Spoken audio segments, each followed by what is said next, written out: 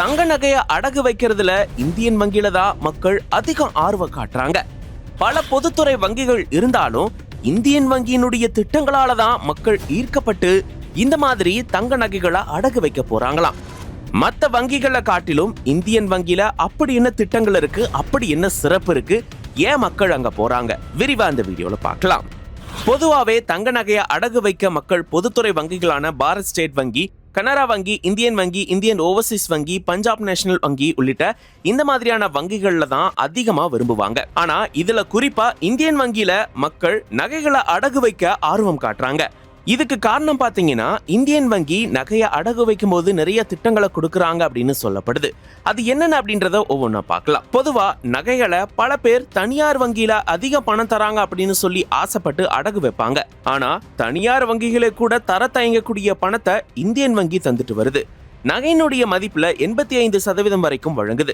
கிராமுக்கு 9,000க்கும் மேல தங்க நகையை அடகு வச்சா கடன் தருது இந்தியன் வங்கி. இதனாலதான் பலரும் ஆர்வமோட இந்தியன் வங்கியில அடகு வைக்கிறாங்க.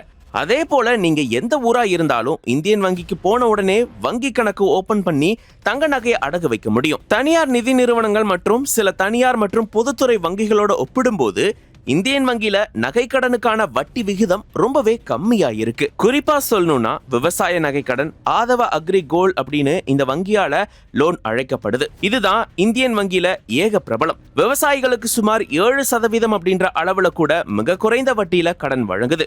3 லட்சம் வரைக்கும் எந்த ஆவணமும் இல்லாம அக்ரி லோனை ஏழைகள் வாங்க முடியும்.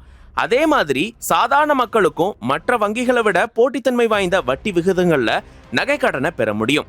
அதே போல MSMEல தங்க நகை கடனை 8.7% வட்டியில வாங்க முடியும். இந்த விகிதம் கொஞ்சம் மாறுபடலாம். அக்ரி லோன்ல வைக்கிறதுனால வட்டி குறைவு அப்படின்ற காரணத்தினால அதிக பணமும் கிடைக்குது. நகையினுடைய மதிப்புல அதிகபட்சமா எவ்வளவு பணம் கிடைக்கும் அப்படின்றதுல தான் இந்தியன் வங்கி முன்னணியில இருக்காங்க.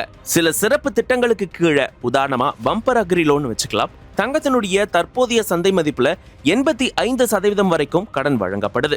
இது மற்ற வங்கிகள் வழங்கக்கூடிய 75% வரம்பை விட அதிகமா இருக்கு.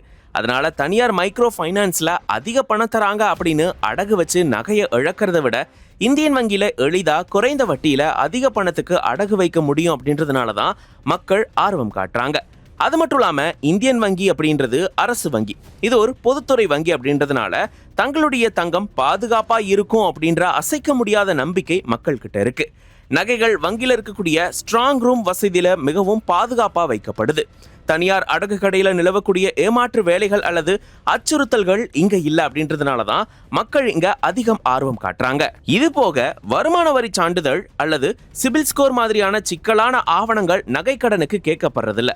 உங்ககிட்ட ஆதார் அட்டை மற்றும் பான் கார்டு இருந்தா மட்டும் போதும். ரொம்பவே குறுகிய நேரத்திலேயே கடன் தொகையை வழங்குது இந்தியன் வங்கி. ஆனா காலையிலேயே போக வேண்டியதா இருக்கும். ஏன்னா தங்க நகை அப்ரைசரால ஒரு நாளைக்கு அதிகபட்சம் 20 கடன்கள் வரைக்கும் தான் வழங்க முடியும். அதுக்கே அவங்களுக்கு நேரம் அதிகம் எடுக்கும். அதனால டோக்கன் சிஸ்டத்தை ஃபாலோ பண்றாங்க.